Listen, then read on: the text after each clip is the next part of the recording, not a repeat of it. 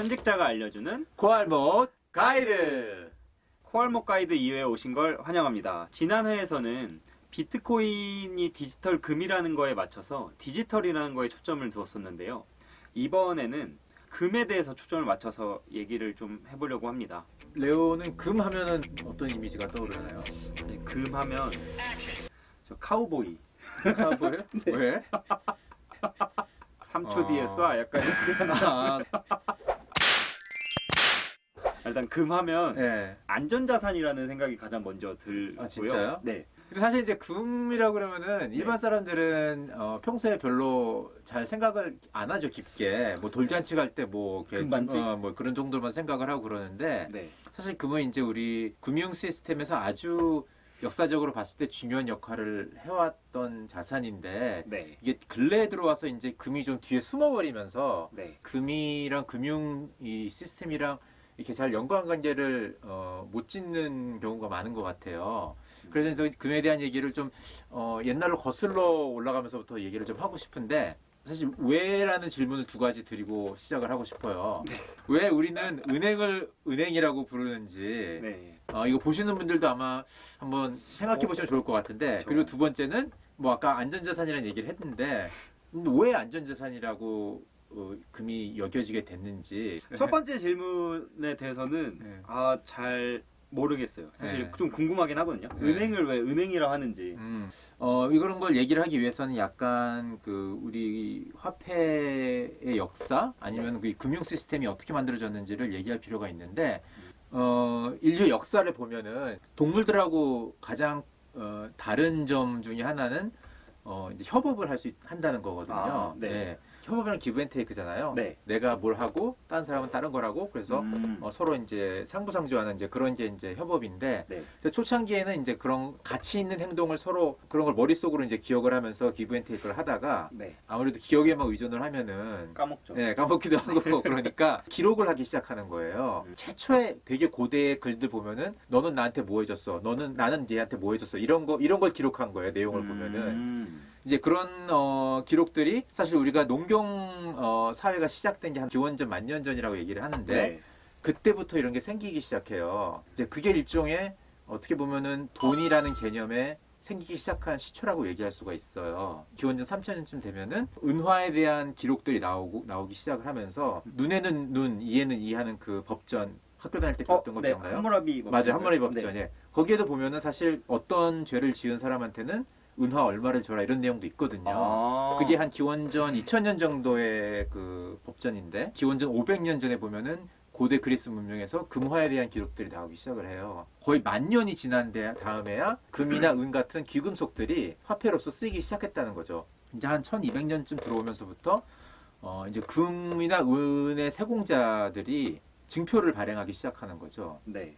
특히 골드바 같은 경우는 뭐 무겁고 뭐 이러니까 자기네들이 보관을 안 하고 그냥 맡기고 그 대신에 맡겼다는 증표를 들고 있었던 건데 사람들이 그 증표를 서로 이제 거래하는데 사용을 하기 시작을 하면서 종이 증표가 돈의 역할을 조금씩 하기 시작한 거예요. 이제 그러다 보니까 금이나 은 세공사들이 이제 머리를 굴리기 시작한 거죠. 이거를 찾으러 한꺼번에 오는 것도 아니니까 네. 자기네들이 증표를 조금 더 많이 발행을 해서 필요한 사람들한테 이걸 빌려주자. 돈을 필요한 사람들이 많이 있었으니까. 네. 대출의 시작이네요. 그죠. 대출의 시작이고 네. 금 양보다 너무 많이는 할 수 없으니까. 네. 그러니까 대출을 해서 받는 그 이자를 일부를 금 맡긴 사람들하고 이제 공유하는 방식을 통해서 더 맡길 수 있도록 이제 인센티브를 주는 거였죠.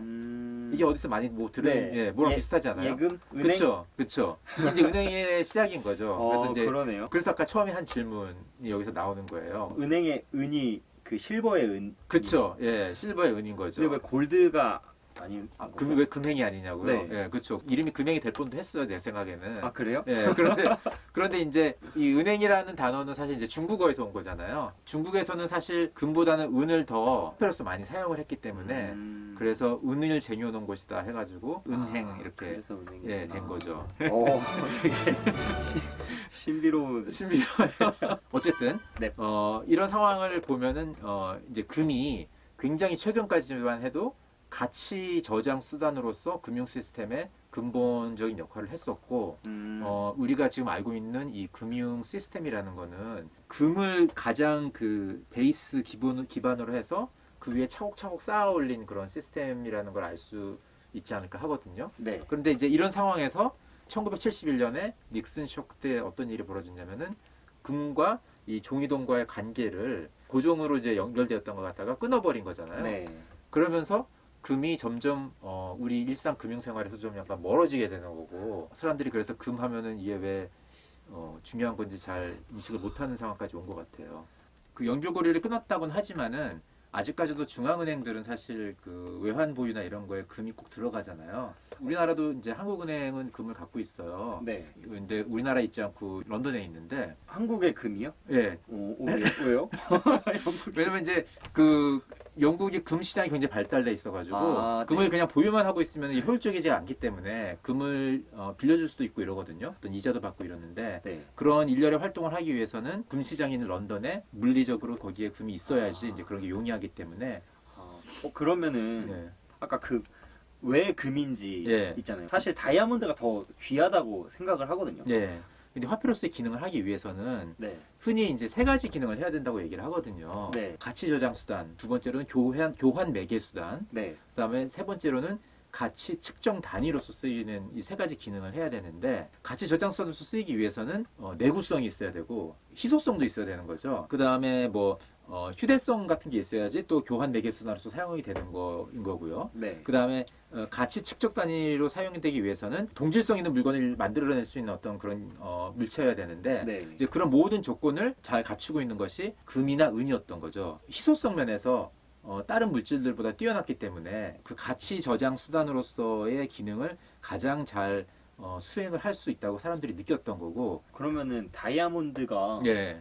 금보다 더 희귀하지 않아요? 그러니까 그래서 희귀하다는 그 단어를 정리를 좀 해야 될 것 같아요. 네. 우리가 보통 희귀하다고 얘기할 때 그냥 연간 생산량을 기준으로 얘기를 하면은 다이아몬드는 연간 채굴량이 150톤밖에 안 돼요. 제일 적네요. 예, 금은 3,500톤이 연간 생산이 되거든요. 연간 생산량으로만 보면은 다이아몬드가 금보다 더 희소한 거죠. 네. 그런데 연간 채굴량 말고 여태껏 채굴됐을 양이 있을 거 아니에요. 네. 그거 대비 연간 생산량이 얼마인지를 봤을 때는 전 세계 비축량이 금 같은 경우는 19만 톤인데 19만 톤 대비 연간 생산량이 3,500톤밖에 안 되면은 증가율은 1.8%밖에 안 되는 거거든요. 그런데 다이아몬드는 150톤 연간 생산이 되지만은 전 세계 비축량은 2,800톤이 넘기 때문에 이거는 증가율이 좀 더 많은 거잖아요. 네. 그러니까 증가율이 많으면 많을수록 그 뭘 뜻하는 거냐면은 가치가 많이 희석된다는 거죠. 지금 이 대화를 오늘 시작한 이유가 비트코인은 디지털 금인데 왜 금이냐는 부분을 얘기를 한 거잖아요. 네.